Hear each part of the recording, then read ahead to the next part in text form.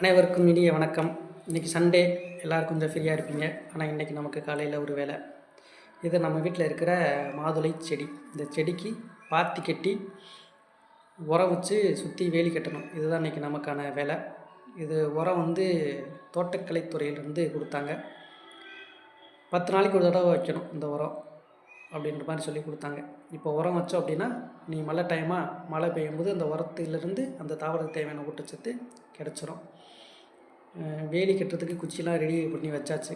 அம்மாவோட பழைய சேலை இருக்குது, அதை வச்சு நம்ம வேலி கட்டிடலாம்.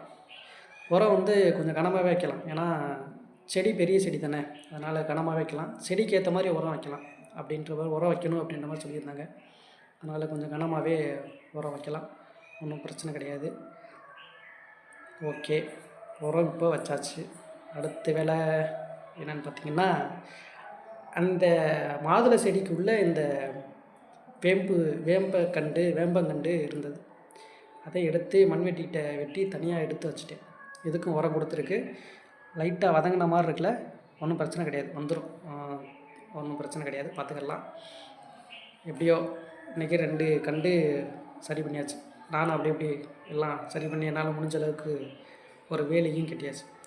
ஆட்டுக்கு தான் பயம், அவன் தான் வந்து கடிச்சு திண்டு போயிடுவான். அதனால் சுற்றி அம்மாவோட பழைய சேலை கொடுத்தாங்க, அதை வச்சு நம்மளால் முடிஞ்ச அளவுக்கு கட்டியாச்சு. அடுத்த ஒரு பதிவில் பார்க்கலாம். நன்றி.